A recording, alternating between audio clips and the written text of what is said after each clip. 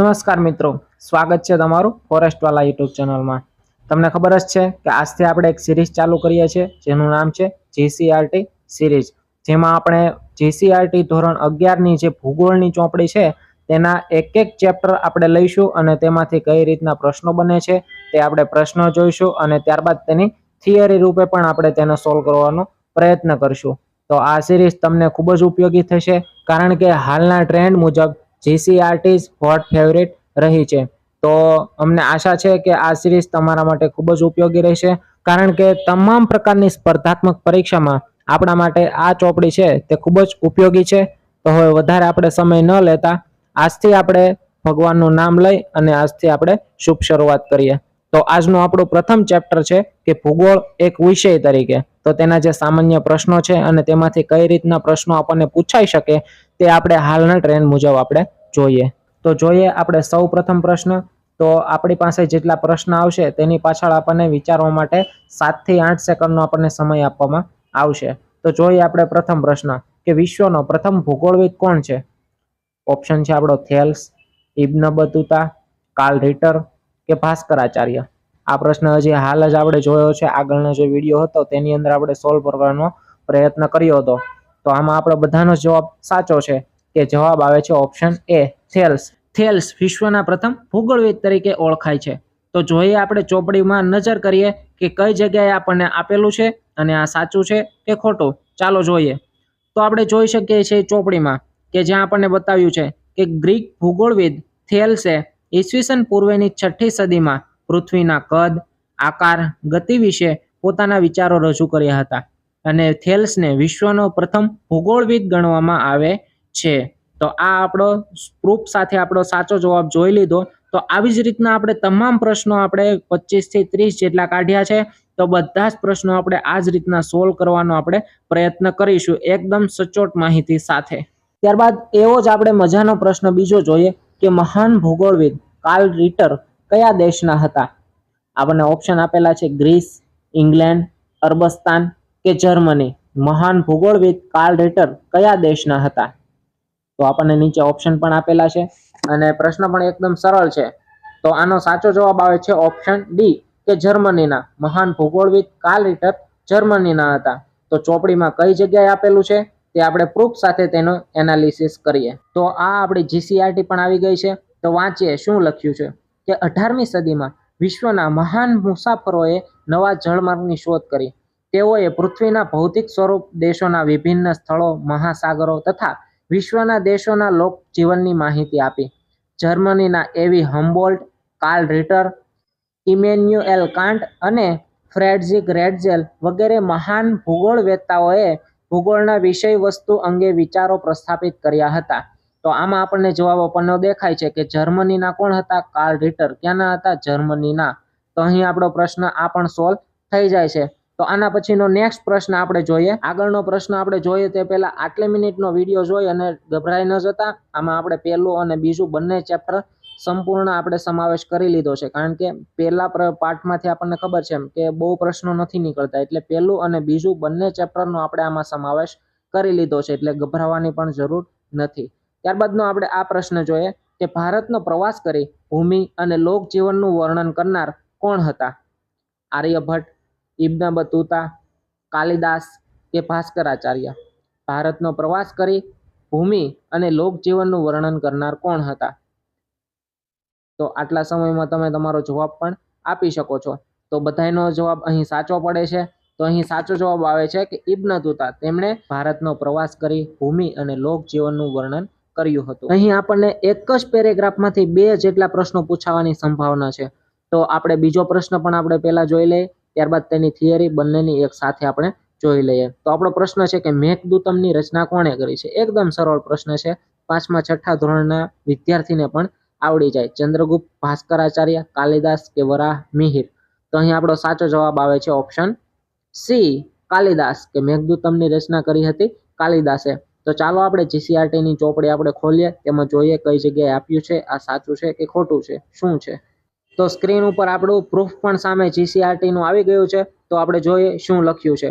ભારતના આર્યભટ્ટે સૂર્યમંડળ અંગે, વરાહ મિહિરે પૃથ્વીના વ્યાસ સંબંધી વિગતો રજૂ કરી હતી, ભાસ્કરાચાર્ય ગુરુત્વાકર્ષણ સંબંધી માહિતી આપી હતી અને બ્રહ્મગુપ્તે ખગોળ અને જ્યોતિષ વિષયક ગ્રંથોની રચના કરી હતી. અહીંયા આપણે 4-5 પ્રશ્નો અહીં કવર થઈ જાય છે. સાથે ત્યારબાદ આપણે જોઈએ મહાકવિ કાલિદાસે પોતાના મહાકાવ્યોમાં મેઘદૂતમ અને કુમાર સંભવમમાં ભારતના પર્વતો, લોકમાતા સમાન નદીઓ અને જંગલો વિશે વર્ણન કરેલું છે. અને સાથે આપણે છેલ્લી લીટીમાં જોઈએ કે ઇબ્ન બતુતા નામના અરબ ભૂગોળવિદે ભારતની મુલાકાત લઈ અહીંની ભૂમિ અને લોકજીવન અંગેની માહિતી રજૂ કરી હતી. તો અહીં આપણને કેટલા બધા એક જ પેરેગ્રાફમાંથી કેટલા બધા આપણને પ્રશ્નો આપણને બેઠા જ મળી જાય છે. તો ચાલો વધુ ને વધુ આવા પ્રશ્નો આપણે સોલ્વ કરવાની પ્રયત્ન કરીએ જેથી આપણને પરીક્ષામાં સરળતા રહે. આગળનો પ્રશ્ન આપણે જોઈએ કે ભૌતિક ભૂગોળના કેટલા પ્રકાર પડે છે? 2, 3, 4 કે 5? ભૌતિક ભૂગોળ જે છે તેના કેટલા પ્રકાર પડે છે? 2, 3, 4 કે 5? તો અહીં આપણો સાચો જવાબ જે છે તે આવે છે ઓપ્શન ડી કે ભૌતિક ભૂગોળના 5 પ્રકારો પાડવામાં આવે છે. તો સ્ક્રીન ઉપર આપણને ફોટો દેખાય છે તેમાં લખેલું છે ભૌતિક ભૂગોળ. તેના 5 પેટા વિભાગો પાડવામાં આવે છે. પહેલું છે ભૂ સ્વરૂપ વિજ્ઞાન કે શાસ્ત્ર, બીજું છે આબોહવા વિજ્ઞાન, ત્રીજું છે સમુદ્ર વિજ્ઞાન, ચોથું છે જમીન વિજ્ઞાન અને પાંચમું છે જળ વિજ્ઞાન. તો આ મુજબ ભૌતિક ભૂગોળના 5 પેટા વિભાગોમાં વહેંચવામાં આવે છે. તો આ પ્રશ્ન પણ આપણો અહીં સોલ્વ થઈ જાય છે. તો આના પછીનો આપણે નેક્સ્ટ પ્રશ્ન જોઈએ કે શું છે પ્રશ્ન કે પૃથ્વીના ઉદ્ભવ અંગે વિજ્ઞાનીઓ અને તત્વવેત્તાઓએ અનેક ઉત્કલ્પનાઓ રજૂ કરી છે જેને આપણે ખાલી જગ્યા વિભાગોમાં વહેંચી છે. એટલે કે કેટલી વિભાગોમાં વહેંચી છે? 2, 3, 4 કે 5? ચાલો તો આનો જવાબ આપણે આપવાની કોશિશ કરીએ. આપણે જવાબ આપવાની ટ્રાય કરીએ. તો આનો સાચો જવાબ આવે છે કે ઓપ્શન બી એટલે કે 3 કે 3 વિભાગોમાં વહેંચવામાં આવે છે. કે કયા કયા? તો આપણે ચોપડીમાં જોઈએ. તો આપણને ચોપડીમાં 3 પ્રકારો આપેલા છે. એક તો એક તારક ઉત્કલ્પના, દ્વિતારક ઉત્કલ્પના અને વાયુવ્ય અને ધૂલી વાદળો પર આધારિત ઉત્કલ્પના. તો આવી રીતના આપણને 3 ઉદ્ભવના જે સિદ્ધાંતો છે તે આપેલા છે. તો હવે આપણે આના પછીનો નેક્સ્ટ પ્રશ્ન જોઈએ કે શું છે આના પછીનો પ્રશ્ન. તો પછીનો પ્રશ્ન કે વાયુવ્ય રાશિ ઉત્કલ્પનાઓ કયા તત્વજ્ઞએ આપી હતી? તો હમણાં જ આગળ આપણે જોયું હતું કે 3 કલ્પના હતી. તો તેમાંથી ત્રીજી વાયુવ્ય રાશિ ઉત્કલ્પનાઓ કયા તત્વજ્ઞએ આપી હતી? લાપ્લાસે, ઇમેન્યુઅલ કાન્ટે, મોલ્ટને કે ટી.સી. ચેમ્બરે? તો આ 4માંથી કોણે આ ઉત્કલ્પના આપી હતી? તો આનો સાચો જવાબ જોઈએ તે પહેલા આપણે આનો હાથે જવાબ આપણે આપવાની કોશિશ કરીશું જેનાથી આપણું નોલેજ પણ વધે અને આપણને પ્રેક્ટિસ પડે. તો આનો જે સાચો જવાબ છે તે આવે છે ઇમેન્યુઅલ કાન્ટે કે ઇમ્યુલિયન કાન્ટે વાયુવ્ય રાશિની ઉત્કલ્પના આપી હતી. તો જોઈએ આપણે ચોપડીમાં કઈ રીતના આપેલું છે.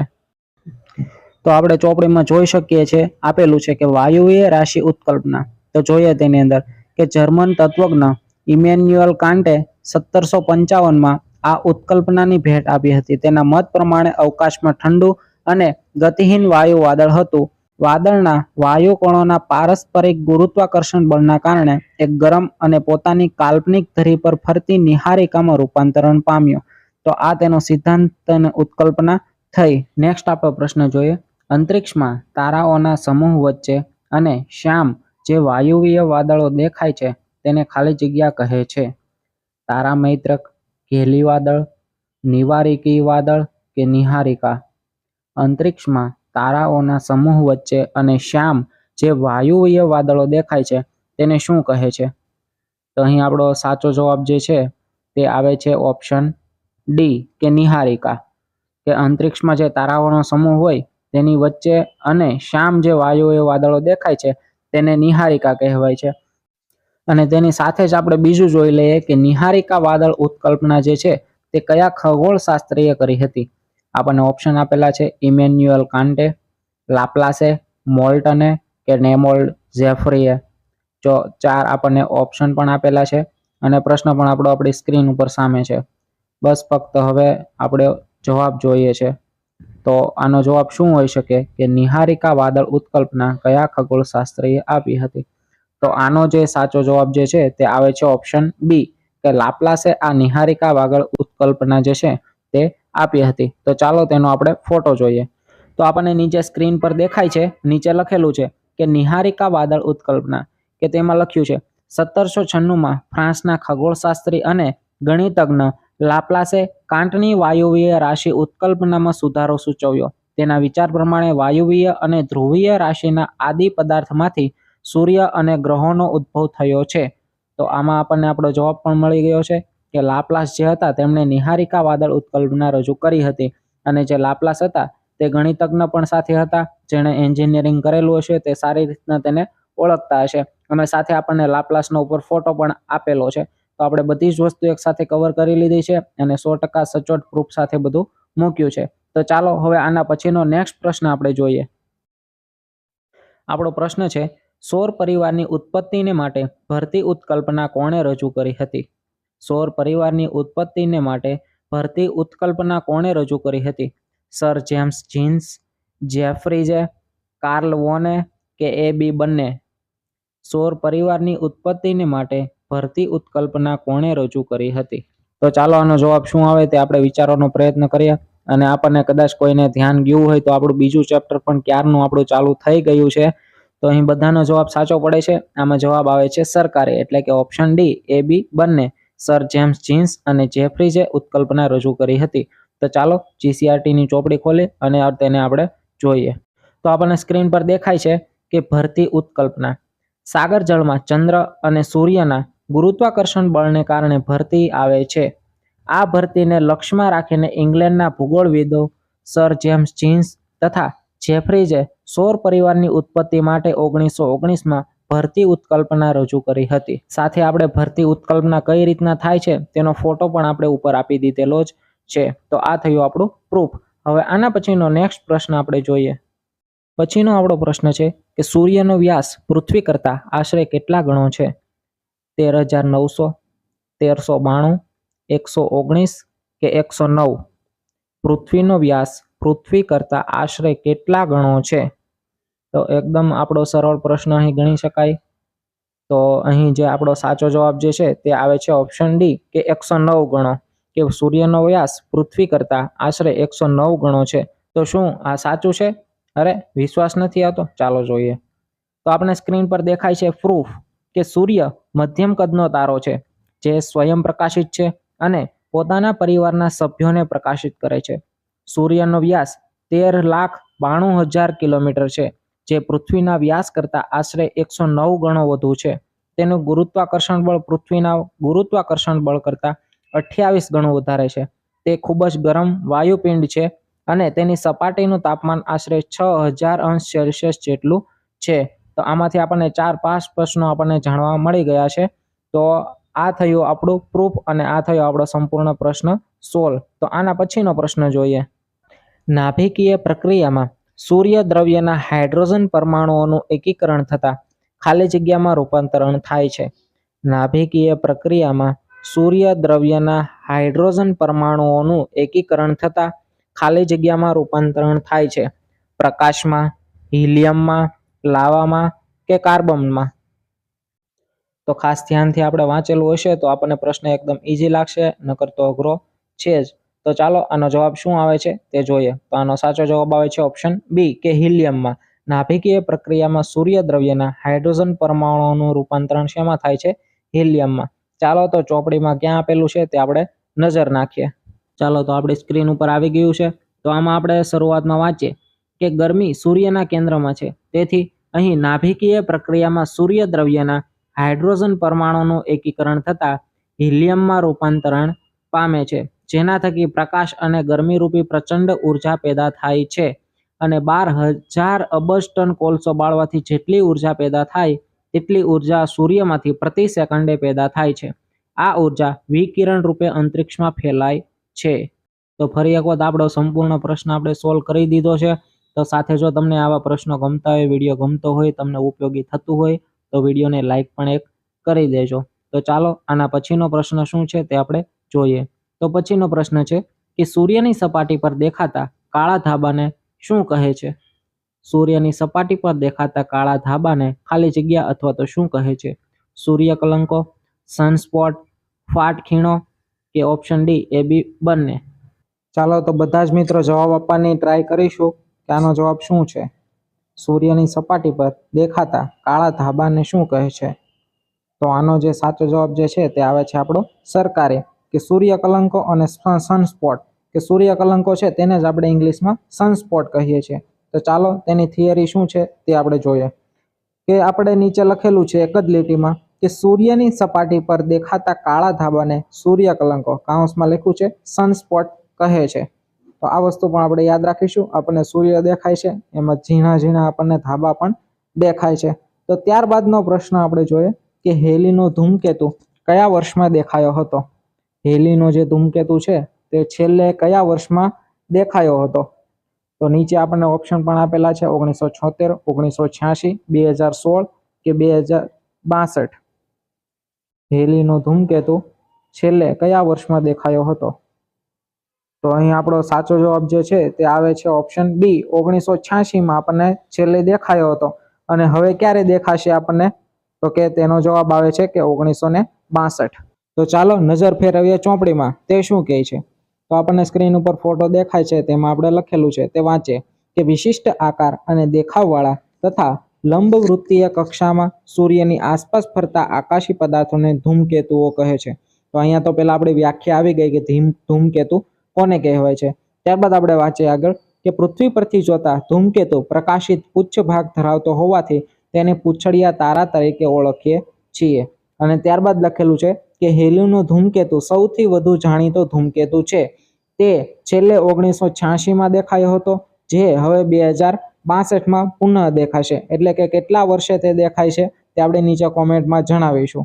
તો આ રીતના આપણો જે સંપૂર્ણ જે પ્રશ્ન છે તે અહીં આપણો સોલ્વ થઈ જાય છે. અને બીજી તેની વિગત છે તે પણ નીચે આપેલી છે, તે આપણે વિડીયો સ્ટોપ કરી અને વાંચી લઈશું. ત્યારબાદનો નેક્સ્ટ પ્રશ્ન આપણે જોઈએ કે બુધ, શુક્ર, પૃથ્વી અને મંગળ કેવા ગ્રહો કહેવાય છે. બુધ, શુક્ર, પૃથ્વી અને મંગળ કેવા ગ્રહો કહેવાય છે. પાર્થિવ ગ્રહો, બાહ્ય ગ્રહો, ઉપગ્રહો કે જોવિયન ગ્રહો. તો એકદમ સરળ પ્રશ્ન આપણો ગણી શકાય. તો અહીં જે આપણો સાચો જવાબ જે છે તે આવે છે ઓપ્શન એ, કે પાર્થિવ ગ્રહો કહેવાય છે. તો આ પાર્થિવ ગ્રહો શું છે, બાહ્ય ગ્રહો શું છે, જોવિયન ગ્રહો શું છે, ચાલો તે આપણે જોઈએ અને ચકાસીએ. તો આપણે સ્ક્રીન ઉપર દેખાય છે કે ગ્રહો, અને આપણને તેની પણ સ્ક્રીન ઉપર દેખાય છે, ઉપર આપણને બધું ફોટોમાં આપેલું છે. તો ચાલો તેમાં આપણે જોઈએ, વાંચીએ કે સૂર્યમંડળમાં કુલ 8 ગ્રહો છે. તેમાં બુધ, શુક્ર, પૃથ્વી અને મંગળ તે પાર્થિવ એટલે કે ટેરેસ્ટ્રીયલ ગ્રહો કહેવાય છે. એટલે કે જે 8 ગ્રહો છે તેમાંથી જે અંદરના 4 છે ગ્રહો, જે સૂર્યની નજીકના 4 ગ્રહો છે તે પાર્થિવ ગ્રહો એટલે કે ટેરેસ્ટ્રીયલ ગ્રહો કહેવાય છે. જ્યારે બહારના 4 એટલે કે ગુરુ, શનિ, યુરેનસ અને નેપ્ચ્યુન એટલે કે તેને આ 4 ગ્રહોને આપણે બાહ્ય અથવા તો જોવિયન ગ્રહો કહેવાય છે, કે જે પૃથ્વી ગ્રહની કક્ષાની બહાર આવેલા છે. તો આપણને સચોટ માહિતી સાથે એક સાથે ઘણા બધા આપણને પ્રશ્નો અને આપણું જે કોન્સેપ્ટ છે તે પણ આપણો અહીં આપણો ક્લિયર સાથે સાથે થતો જ જાય છે. તો આવી જ રીતના આપણે સંપૂર્ણ બધું જ કવર કરીશું. ચાલો તો આના પછીનો પ્રશ્ન જોઈએ કે અંધારી રાત્રે સ્વચ્છ આકાશમાં જોતા ઉત્તરથી દક્ષિણ સુધી ફેલાયેલો લાંબો દૂધિયા રંગનો એક પટ્ટો અવકાશમાં દેખાય છે, જેને ખાલી જગ્યા કહે છે. અવકાશ, પાર્થિવ ગ્રહો, આકાશગંગા કે એ બી બંને. છેલ્લે આપણે એ બી બંને લખેલું છે તે આપણે ધ્યાનમાં રાખશું. અવકાશ, પાર્થિવ ગ્રહો, આકાશગંગા કે એ બી બંને. તો ચાલો ફરીથી એક વખત આપણે વાંચીશું અને આપણે વિચારવાનો પ્રયત્ન કરીશું. તો આનો જે સાચો જવાબ જે છે તે આવે છે ઓપ્શન સી, કે આકાશગંગા. તો ચાલો આપણે આપણી ભૂગોળની ભગવદ્ ગીતા ખોલીએ અને શું કહે છે આપણી ભગવદ્ ગીતા તે જોઈએ. તો સ્ક્રીન પર આપણને દેખાય છે, તો ચાલો તેમાં આપણે વાંચીએ કે રાત્રે જોવા મળતા ખરતા તારા કે ઉલ્કા પણ સૌર પરિવારના સભ્યો છે. અંધારી રાત્રે સ્વચ્છ આકાશમાં જોતા ઉત્તરથી દક્ષિણ સુધી ફેલાયેલો લાંબો દૂધિયા રંગનો એક પટ્ટો અવકાશમાં દેખાય છે. તેને આકાશગંગા એટલે કે મિલ્કી વે કહેવાય છે. આકાશગંગામાં ખૂબ જ મોટી સંખ્યામાં તારક સમૂહો આવેલા છે. તો આમાં ખાસ આપણે યાદ રાખવાનું છે કે ઉત્તરથી દક્ષિણ સુધી ફેલાયેલો લાંબો દૂધિયા રંગનો પટ્ટો જે દેખાય છે તેને આકાશગંગા કહેવાય છે. કઈ દિશાથી કઈ દિશા, કે ઉત્તરથી દક્ષિણ દિશા સુધીમાં જે ફેલાયેલો છે તેને. તો આ વસ્તુ પણ આપણે ખાસ યાદ રાખીશું, ખાસ નોટિસ કરીશું. ચાલો તો આના પછીનો આપણે પ્રશ્ન જોઈએ કે સૌથી તેજસ્વી ગ્રહ કયો છે. મંગળ, બુધ, ગુરુ કે શુક્ર. આ બધા વારના નામ જ આવી ગયા. સૌથી તેજસ્વી ગ્રહ કયો છે. ચાલો તો આમાં આપણે વધારે વિચારવાનો આપણે છે જ નહીં. તો આમાં આપણો સાચો જવાબ આવે છે ઓપ્શન ડી કે શુક્ર. સૌથી તેજસ્વી ગ્રહ શુક્ર છે. તો ચાલો ચોપડી ખોલીએ અને તેમાં આપણે જોઈએ. તો સ્ક્રીન ઉપર આપણને ફોટો દેખાય છે. તમને સરળતા પડે તે માટે આપણે થોડોક ફોટો મોટો રાખી દીધો છે, પરંતુ છતાં ઝાંખો પડે તો આપણે સાથે ચોપડી રાખી અને જોઈ શકીએ છીએ. તો સૌપ્રથમ આપણે ઉપર જોઈએ કે બુધ ગ્રહ. બુધ ગ્રહ છે તેની વિશેષતા શું છે તે આપણે જોઈએ, અને તેમાં અન્યમાં જે લખેલું છે છેલ્લે તે આપણે જોઈએ કે કદમાં સૌથી નાનો પણ સૂર્યથી સૌથી નજીક. તો આપણને પૂછાય કદમાં સૌથી નાનો ગ્રહ કયો, તો આપણો જવાબ આવે છે બુધ. ત્યારબાદ જોઈએ શુક્ર. તો તેની આપણે વિશેષતા જોઈએ કે શુક્ર એટલે કે વિનસ. શુક્ર એટલે કે ગ્રીસની પ્રેમ અને સૌંદર્યની દેવી. તો આપણને પૂછાય કે ગ્રીસની પ્રેમ અને સૌંદર્યની દેવી તરીકે કયો ગ્રહ ઓળખાય છે, તો તેનો જવાબ આવે છે શુક્ર. અને તેની અન્ય વિશેષતા જોઈએ કે સૌથી વધુ તેજસ્વી અને પરિક્રમણ તેનું પશ્ચિમથી પૂર્વ દિશામાં થાય છે. સૌથી વધુ તેજસ્વી ગ્રહ કયો છે, આપણો જવાબ હમણાં હતો MCQ, તે આપણો જવાબ અહીં સોલ્વ થાય છે કે તેજસ્વી. અને શુક્રનું પરિક્રમણ પશ્ચિમથી પૂર્વ દિશામાં થાય છે. ખાસ આપણે યાદ રાખીશું, શુક્રનું પરિક્રમણ પશ્ચિમથી પૂર્વમાં થાય છે. આવું GCRT કહે છે, આપણા ઘરનું નથી. ત્યારબાદ આપણે ત્રીજું જોઈએ પૃથ્વી. તો તેની આપણે વિશેષતા જોઈએ કે શુક્ર અને મંગળની વચ્ચે આવેલો ગ્રહ પૃથ્વી છે, અને અહીં સજીવ સૃષ્ટિ વસે છે એવો એકમાત્ર ગ્રહ છે. ત્યારબાદ ચોથું જોઈએ મંગળ. તો મંગળનું શું છે તે જોઈએ કે નાસાના વૈજ્ઞાનિકોએ મંગળની કાયાપલટ કરવાની યોજના વિચારી છે. તેને ટેરા ફાર્મિંગ કહે છે. ખાસ આપણે યાદ રાખીશું, આપણને પરીક્ષામાં વિધાન સ્વરૂપે પણ પૂછી શકે કે ટેરા ફાર્મિંગ કોને કહેવાય છે, નીચેનામાંથી ઓળખાવો. આ રીતના પણ પ્રશ્નો પૂછી શકે. સાથે અન્ય આપણે વિશેષતા જોઈએ કે નારંગી રંગનો નાનો, ઠંડો અને શુષ્ક ગ્રહ છે મંગળ. ત્યારબાદ જોઈએ કે ગુરુ. શું છે તેની વિશેષતા કે આ ગ્રહનું બંધારણ સૂર્યના વાતાવરણને મળતું આવે છે. અને અન્ય વિશેષતા જોઈએ કે કદમાં સૌથી મોટો અને સૌથી ઝડપી ધરીભ્રમણ ધરાવતો ગ્રહ છે. કદમાં સૌથી મોટો તો છે, સાથે સૌથી ઝડપી ધરીભ્રમણ ધરાવતો ગ્રહ પણ છે. ખાસ આપણે યાદ રાખીશું. ત્યારબાદ જોઈએ છઠ્ઠું શનિ, કે તેની વિશેષતા શું છે. આ ગ્રહનું કદ પૃથ્વી કરતાં 700 ગણું વધારે છે. અને સાથે આપણે જોઈએ કે 3 વલયો વાળો એટલે કે શનિ 3 વલયો ધરાવે છે. અને સાથે તેના ઉપગ્રહ જોઈએ કે ટાઇટન અને થીમલ. તો આ બંને તેના ઉપગ્રહો પણ છે. તો ઉપગ્રહના નામ પણ આપણે યાદ રાખીશું. ત્યારબાદ છેલ્લે જોઈએ યુરેનસ. તો તેમાં શું છે કે ભારતના વૈજ્ઞાનિક જેસી ભટ્ટાચાર્યે આ ગ્રહનો 6થો ઉપગ્રહ શોધ્યો હતો. અને ત્યારબાદ છેલ્લે જોઈએ કે વિલિયમ હર્શલે 1781માં આ ગ્રહની શોધ કરી હતી. કયા ગ્રહની? યુરેનસની. તો આ વસ્તુ આપણે ખાસ યાદ રાખીશું. વિલિયમ હર્શલે 1781માં શોધ કરી હતી. અને અંતમાં નેપચ્યુન જોઈએ. તો આ નેપચ્યુનની વિશેષતા જોઈએ કે 1846માં આ ગ્રહ શોધાયો હતો. અને અન્ય વિશેષતા જોઈએ કે લીલા રંગનો ટીટો એટલે કે આ નેપચ્યુન છે તે લીલા રંગનો ગ્રહ છે.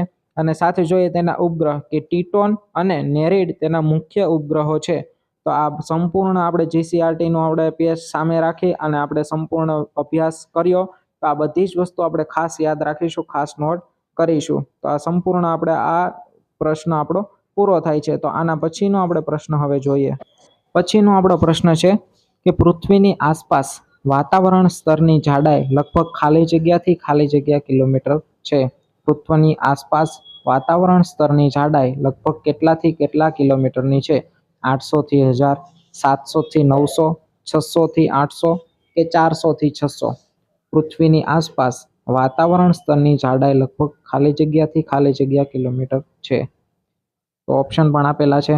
તો આપણો જવાબ બધાનો અહીં સાચો પડે છે. ઓપ્શન આવે છે ઓપ્શન એ કે 800 થી 1000 કિલોમીટર જેટલી જાડાઈ ધરાવે છે. ચાલો તો ચોપડી ખોલીને જોઈએ. તો આપણને આપેલું છે કે માનવીનું નિવાસસ્થાન પૃથ્વી પણ એક ગ્રહ છે. તેની આસપાસના વાતાવરણ સ્તરની જાડાઈ લગભગ 800 થી 1000 કિલોમીટર છે. તે સૂર્યથી આશરે 15 કરોડ કિલોમીટર શુક્ર અને મંગળની ગ્રહોની વચ્ચે તથા પરપ્રકાશિત ગ્રહ છે. તે નારંગી જેવો ગોળાકાર ધરાવે છે. તેનો ધ્રુવીય વ્યાસ 12,714 કિલોમીટર અને વિષુવવૃત્તીય વ્યાસ 12,756 કિલોમીટર છે. તો આમાંથી ઘણા બધા આપણા પ્રશ્નો બને છે. એક તો જાડાઈ 800 થી 1000 કિલોમીટર, સૂર્યથી આશરે કેટલા કિલોમીટર દૂર છે? 15 કરોડ કિલોમીટર. પછી કયા બે ગ્રહોની વચ્ચે છે? કે શુક્ર અને મંગળની વચ્ચે તે આવેલો છે. અને નારંગી જેવો ગોળાકાર છે, એકદમ ગોળ નથી. અને તેનો ધ્રુવીય વ્યાસ આપણે જોઈએ અને વિષુવવૃત્તીય આપણે વ્યાસ જોઈએ તો વિષુવવૃત્તીય વ્યાસ જે છે તે વધારે છે. આના પરથી પણ આપણે કહી શકીએ કે તેનો આકાર નારંગી છે. ચાલો તો આ પણ આપણું ક્લિયર થઈ ગયું. તો આના પછીનો પ્રશ્ન જોઈએ કે ચંદ્રનો ધરીભ્રમણ અને પરિક્રમણ સમય ખાલી જગ્યા દિવસ છે. ચંદ્રનો ધરીભ્રમણ અને પરિક્રમણ સમય ખાલી જગ્યા દિવસ છે. 27.5, 28.5, 29.5 કે 59.5. ચંદ્રનો ધરીભ્રમણ અને પરિક્રમણ સમય ખાલી જગ્યા દિવસ છે. તો અહીં બધાનો જવાબ સાચો પડે છે. એકદમ સાચો છે ઓપ્શન સી કે 29.5 દિવસનો સમય લાગે છે. ચાલો તો ચોપડી ખોલીને જોઈએ. તો આપણને આપેલું છે કે પૃથ્વીનો એકમાત્ર કુદરતી ઉપગ્રહ ચંદ્ર છે, જ્યાં સજીવ સૃષ્ટિનું અસ્તિત્વ નથી. તેનો વ્યાસ આશરે 3475 કિલોમીટર અને તે પૃથ્વીથી 3,85,000 કિલોમીટર અંતરે આવેલો છે. ત્યારબાદ જોઈએ કે ચંદ્ર પોતાની ધરીની ઉપર તથા પૃથ્વીની આસપાસ ફરે છે. તેનો ધરીભ્રમણ અને પરિક્રમણ સમય 29.5 દિવસ છે. ધરીભ્રમણ અને પરિક્રમણ સમય બંને સરખો જ છે, 29.5 દિવસ. તો અહીં આ કન્સેપ્ટ પણ આપણો સંપૂર્ણ ક્લિયર થાય છે. ચાલો તો આના પછીનો પ્રશ્ન આપણે જોઈએ અને સોલ્વ કરીએ. આના પછીનો પ્રશ્ન છે કે બિગ બેંગનો સિદ્ધાંત કોણે આપ્યો હતો? બિગ બેંગ જે થિયરી છે તે આપણે નામ સાંભળ્યું જ હશે. તો આ સિદ્ધાંત કોણે આપ્યો છે? જ્યોર્જ લિમિત્રે, એડવિન હબલ, ઓટો સ્મીડે કે ટીટોને? બિગ બેંગનો સિદ્ધાંત કોણે આપ્યો હતો? જ્યોર્જ લિમિત્રે, એડવિન હબલ, ઓટો સ્મીડે કે ટીટોન? તો તમારો બધાનો પણ સમય ન બગડે અને આગળ બધાએ વાંચેલું જ છે એટલા માટે આપણે થોડુંક સ્પીડમાં લઈએ છીએ. તો આનો જે જવાબ જે છે તે આવે છે ઓપ્શન એ કે જ્યોર્જ લિમિત્રેએ આ સિદ્ધાંત આપ્યો હતો. ચાલો તો ચોપડીમાં આપણે જોઈ તો આમાં આપણે પહેલેથી વાંચીએ જેનાથી આપણો કન્સેપ્ટ પણ ક્લિયર થાય. તો જોઈએ કે 20મી સદીના વૈજ્ઞાનિકોએ પૃથ્વી તથા અન્ય ગ્રહો ઉપરાંત સમગ્ર બ્રહ્માંડના ઉદ્ભવ સંબંધિત સમસ્યાઓને ઉકેલવા પ્રયત્ન કર્યા. વર્તમાન બ્રહ્માંડના ઉદ્ભવ સંબંધે બિગ બેંગ સિદ્ધાંત વધુ આધુનિક ગણવામાં આવે છે. આ સિદ્ધાંતને વિસ્તરણ પામતા બ્રહ્માંડની વિચારધારા કહે છે. આ એક વિસ્તરણવાદી સિદ્ધાંત છે. બેલ્જિયન વિદ્વાન જ્યોર્જ લિમિત્રેએ બિગ બેંગનો સિદ્ધાંત આપ્યો હતો. આપણો જવાબ અહીં આવી જાય છે કે જ્યોર્જ લિમિત્રેએ બિગ બેંગનો સિદ્ધાંત આપ્યો હતો. અને સાથે આપણે જોઈએ 1920માં એડવિન હબલ નામના ખગોળશાસ્ત્રીએ જાહેર કર્યું હતું કે બ્રહ્માંડનો વિસ્તાર થઈ રહ્યો છે અને સમયાંતરે આકાશગંગાઓ અવિરતપણે એકબીજાથી દૂર ખસી રહી છે. તો આપણે ખાસ યાદ રાખીશું કે બિગ બેંગનો સિદ્ધાંત આપ્યો છે આપણે જ્યોર્જ લિમિત્રેએ. પ્રશ્ન છે કે બિગ બેંગની ઘટના આજથી લગભગ કેટલા વર્ષો પહેલા થઈ હશે? બિગ બેંગની ઘટના આજથી લગભગ ખાલી જગ્યા વર્ષો પહેલા થઈ હશે. 13 અબજ વર્ષ પહેલા, 16.2 અબજ વર્ષ પહેલા, 13.7 અબજ વર્ષ પહેલા કે આપેલ પૈકી એક પણ નહીં. તો ખાસ આપણે જોઈએ આમાં શું જવાબ આવે છે. તો આનો જવાબ આપણો આવે છે ઓપ્શન સી કે 13.7 અબજ વર્ષ પહેલા થઈ હતી. ચાલો તો તેને આપણે ચોપડી સાથે સરખાવીએ. તો સ્ક્રીન પર આપણને દેખાય છે કે નીચે લખેલું છે કે બિગ બેંગની ઘટના આજથી લગભગ 13.7 અબજ વર્ષો પહેલા થઈ હશે અને પ્રચંડ વિસ્ફોટ પછી 1 સેકન્ડ કરતાં અધિક સમયમાં આદિ પદાર્થોના કણો અંતરિક્ષમાં ફેલાઈ જઈને બ્રહ્માંડમાં વિસ્તરણ પામ્યા હશે. અને બ્રહ્માંડનું વિસ્તરણ આજે પણ ચાલુ છે, પરંતુ તેની ગતિ ધીમી પડી ગઈ છે. તો આમાંથી આપણે યાદ રાખવાનું છે કે 13.7 અબજ વર્ષ પહેલા થઈ હશે. ત્યારબાદનો પ્રશ્ન જોઈએ.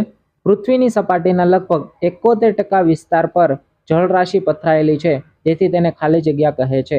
એકદમ સરળ પ્રશ્ન છે. ભૂકેન્દ્ર, જલીય ગ્રહ, વાતાવરણીય ગ્રહ કે આપેલ પૈકી એક પણ નહીં. તો આપણને પ્રશ્નમાં જ આપણને જવાબ આપી દીધો છે કે 71% ઉપર જળરાશિ છે. તો આપણો જવાબ આવે છે ઓપ્શન બી કે જલીય ગ્રહ. જોઈએ આપણે ચોપડીમાં શું કહે છે. તો ઘણા ભાઈ તથા બહેનને થતું હશે કે ભાઈ આટલા બધા સરળ પ્રશ્નો, આવા તો કઈ પ્રશ્નો હોતા હશે, પરંતુ આપણે કન્સેપ્ટ આપણે ક્લિયર થાય ને તે માટે આપણે બધા જ આવા પ્રશ્નો આપણે લીધા છે, જેનાથી આપણો જે કન્સેપ્ટ છે તે આપણો મૂળ ક્લિયર થતો જાય. ઘણા પહેલી વખત વાંચવાવાળા પણ કદાચ હોઈ શકે, તો તેનો પણ કન્સેપ્ટ ક્લિયર થાય અને આપણું પણ ફાસ્ટ રિવિઝન થઈ શકે. ચાલો તો આપણે થિયરી સ્વરૂપે જોઈએ. તો અહીંયા આપણને મોટો પેરેગ્રાફ આપેલો છે, પરંતુ આપણે મેઇન વસ્તુ છે તેના ઉપર ફોકસ કરીએ. કે નીચે આપેલું છે કે પૃથ્વી સપાટીના લગભગ 71% વિસ્તાર ઉપર જળરાશિ પથરાયેલી છે, તેથી તેને જલીય ગ્રહ પણ કહે છે. તો આ વસ્તુ આપણે યાદ રાખીશું. ત્યારબાદનો પ્રશ્ન આપણે જોઈએ. તો આ પ્રશ્ન પણ આગળ જેવો જ છે. તો જોઈએ શું છે. પૃથ્વીની ચારે બાજુ વીંટળાઈને આવેલા હવાના આવરણને ખાલી જગ્યા અને પૃથ્વી પરની વિશાળ જળ રાશિને ખાલી જગ્યા કહે છે. વાતાવરણ, જીવાવરણ, જીવાવરણ, વાતાવરણ, વાતાવરણ અને જલાવરણ કે જલાવરણ અને વાતાવરણ? તો પૃથ્વીની ચારે બાજુ વીંટળાઈને આવેલા હવાના આવરણને આપણે વાતાવરણ કહેવાય છે અને પૃથ્વી પરની વિશાળ જળ રાશિને આપણે જલાવરણ કહેવાય છે. તો અહીં આપણો જવાબ આવે છે ઓપ્શન સી કે વાતાવરણ અને જલાવરણ. ચાલો ચોપડીની અંદર આપણે જોઈએ. તો આગળ આપણે જલીગ્રહની વ્યાખ્યા જોઈ હતી. ત્યારબાદ તેમાં આગળ આપણે જોઈએ કે પૃથ્વીની ચારે બાજુ વીંટળાઈને આવેલા હવાના આવરણને વાતાવરણ અને પૃથ્વી પરની વિશાળ જળ રાશિને જલાવરણ કહેવાય છે. વાતાવરણમાં રહેલા ઓક્સિજન અને નાઇટ્રોજન વાયુઓ જીવસૃષ્ટિને જીવંત રાખે છે. પૃથ્વી સપાટીનું ઘન આવરણ જે માટીના સ્તરો કે ખડક સ્તરોનું બનેલું છે તેને આપણે મૃદાવરણ કહેવાય છે.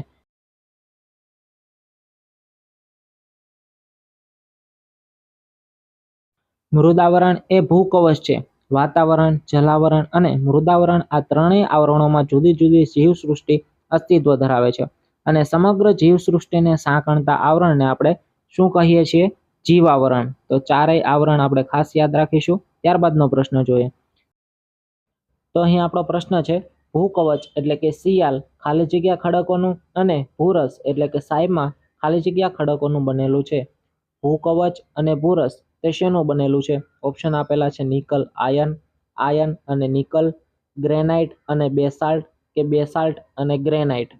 ભૂકવચ એટલે કે શિયાલ ખાલી જગ્યા ખડકોનું બનેલું છે અને ભૂરસ એટલે કે સાયમાં તે ખાલી જગ્યા કયા ખડકોનું બનેલું છે? ચાલો તો વિચારીએ અને કહી શકાય કે આ પ્રશ્ન છે તે આપણને પૂછાઈ શકે એવો પ્રશ્ન છે, એટલે ખાસ આમાં આપણે ધ્યાન રાખીશું. તો એ બધા મિત્રોના જવાબ એકદમ સાચા આવી રહ્યા છે. તો જોઈએ આપણે જવાબ કે શિયાલ સ્તર છે તે ગ્રેનાઇટ ખડકોનું અને સાયમા સ્તર છે તે બેસાલ્ટ ખડકોનું બનેલું છે. આપણે ખાસ યાદ રાખીશું. આગળનો જે આપણે વિડીયો હતો તેની અંદર થોડુંક મિસ્ટેક થઈ ગઈ હતી, તો આમાં આપણે તે સુધારી લઈશું અને ખાસ યાદ રાખીશું. શિયાલ સ્તર ગ્રેનાઇટ ખડકોનું બનેલું છે, જ્યારે સાયમા સ્તર તે બેસાલ્ટ ખડકોનું બનેલું છે. ચાલો તે આપણે ચોપડીની અંદર ખોલી અને આપણે તેને સોલ્વ કરીએ. તો અહીં આપણને એકદમ સચોટ રીતે માહિતી આપેલી છે. તો તેની અંદર આપણે બીજી લીટીમાં આપણે સૌ પ્રથમ શરૂઆત કરીએ કે પ્રથમ છે ભૂકવચ એટલે કે શિયાલ અને જે બીજું છે ભૂરસ એટલે કે સાયમા. તો તેની પછી આપણને આપેલું છે કે શિયાલ સ્તર ગ્રેનાઇટ ખડકોનું બનેલું છે અને સાયમા સ્તર બેસાલ્ટ ખડકોનું બનેલું છે. ખાસ આપણે યાદ રાખીશું. અને ત્યારબાદ આપેલું છે કે મૃદાવરણની નીચે આશરે 2880 કિમીની ઊંડાઈ સુધી મેન્ટલ કે મિશ્રાવરણ છે, તેને ભૂરસ પણ કહેવાય છે. મિશ્રાવરણથી પૃથ્વીના કેન્દ્ર સુધીનો વિસ્તાર ભૂગર્ભ એટલે કે કોર કહેવાય છે.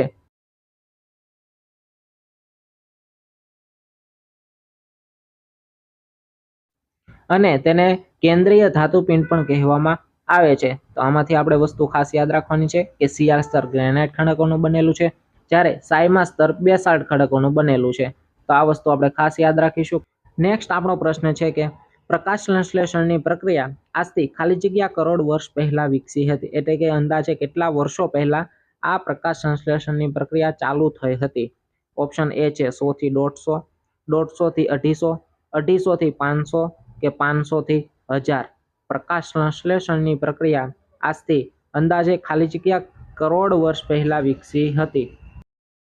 તો આનો સાચો જવાબ આવે છે ઓપ્શન સી કે 250 થી 500 કરોડ વર્ષ પહેલા આ પ્રકાશ સંશ્લેષણની પ્રક્રિયા વિકસી હતી.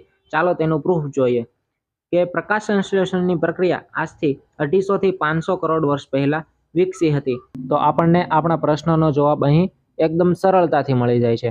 ત્યારબાદનો આપણે પ્રશ્ન જોઈએ. જીવસૃષ્ટિના પ્રારંભના સમયગાળામાં કેવા જીવો જોવા મળતા હતા? એટલે કે જ્યારે જીવસૃષ્ટિની શરૂઆત થઈ ત્યારે સૌપ્રથમ આપણને કેવા પ્રકારના જીવો જોવા મળતા હતા? કરોડરજ્જુવાળા, જડબાવાળા, એકકોષીય કે બહુકોષીય? જીવસૃષ્ટિની જ્યારે શરૂઆત થઈ હતી ત્યારે શરૂઆતમાં આપણને કેવા જીવો જોવા મળતા હતા? તો અહીં એકદમ સરળ જવાબ આપણો છે કે ઓપ્શન સી એકકોષીય પ્રાણીઓ. શરૂઆત હોય તો શરૂઆતમાં એકકોષીય પ્રાણી જ હોય છે. ચાલો તો આપણે ચોપડીમાં નજર કરીએ.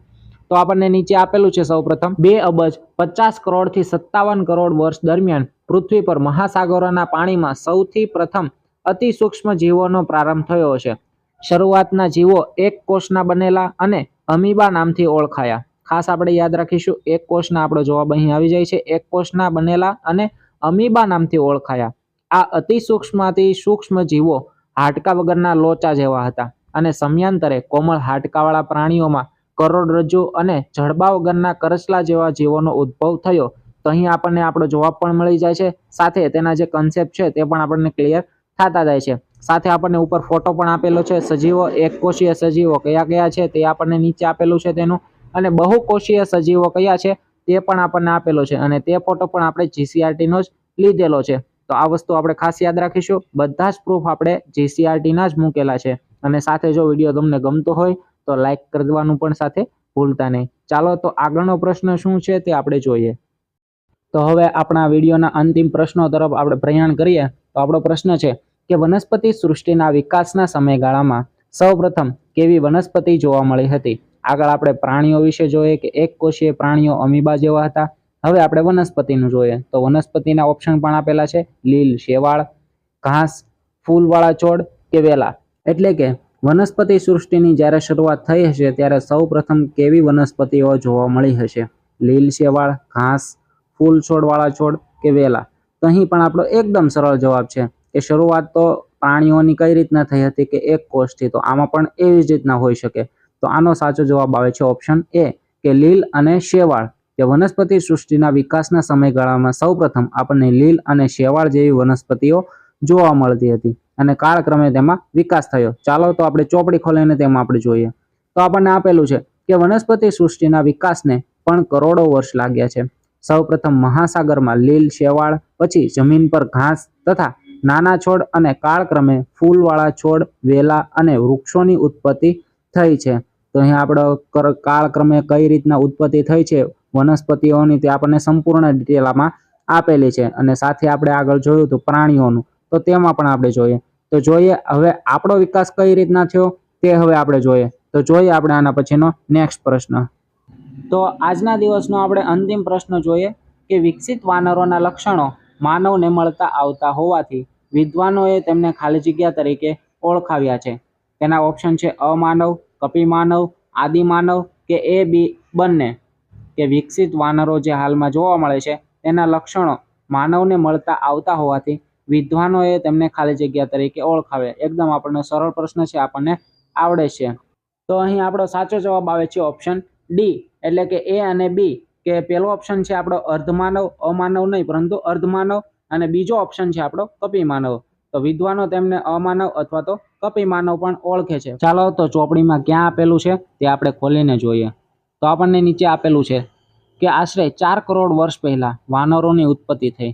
કાળક્રમે ચિમ્પાન્જી, ગોરિલા અને બબૂન પ્રકારના વિકસિત મગજવાળા પ્રાણીઓની ઉત્પત્તિ થઈ. વિકસિત વાનરોના લક્ષણો માનવને મળતા આવતા હોવાથી વિદ્વાનોએ તેને અર્ધમાનવ કે કપિમાનવ તરીકે ઓળખાવ્યા. તો અહીં આપણને આપણું પ્રૂફ પણ મળી જાય છે. પરંતુ એમ કહી શકાય કે આપણે ભણવામાં આવે છે તેથી આપણે ભણીએ છીએ, પરંતુ ખરેખરમાં બધી હકીકત કંઈક અલગ જ છે. વિદ્વાનો કહે છે અને અહીંના બધા માની લે છે, અને ભણવામાં આવે છે તેથી આપણે ભણી લઈએ છીએ. તો કહી શકાય કે આ જે વિદ્વાનો છે તેના પૂર્વજો કદાચ એ હોઈ શકે, પરંતુ આપણા જે પૂર્વજો જે છે તે આપણા મંદિરમાં બેઠા છે, આપણા હૃદયમાં બેઠા છે. તો જોતા જોતા જ આપણો સંપૂર્ણ વિડીયો જે છે અને સાથે આપણું ભૂગોળનું પહેલું અને બીજું ચેપ્ટર છે તે અહીં સંપૂર્ણ પૂરું થાય છે. તો હવે આના પછીના લેક્ચરમાં આપણે જે ત્રીજું ચેપ્ટર છે તે આપણે સંપૂર્ણ એક એક ચેપ્ટર વાઇઝ હવેથી આપણે લઈશું. પહેલું અને બીજું ચેપ્ટર નાનું હતું તેથી આપણે સાથે જ આપણે લઈ લીધું છે. તો આના પછીના વિડીયોમાં આપણે સાથે જલ્દીથી આપણે મળીએ. અને વિડીયો તમને ગમ્યો હોય તો લાઈક કરજો, અને તમારા મિત્રોને પણ લાભ મળે તેથી તમારા મિત્રોને પણ શેર કરવાનું ભૂલતા નહીં. અને આવી જ માહિતી, આવી સચોટ માહિતી મેળવવા માટે અત્યારે જ આપણી ચેનલ જે ફોરેસ્ટવાલા છે તેને સબસ્ક્રાઈબ કરો. અને સાથે જ કોઈ ભૂલ હોય અથવા તો કોઈ સજેશન હોય તો તે પણ તમે મોકલી શકો છો. તો ચાલો જલ્દી એક નવા વિડીયો સાથે મળીએ. ત્યાં સુધી બધા જ મિત્રોને જય હિન્દ.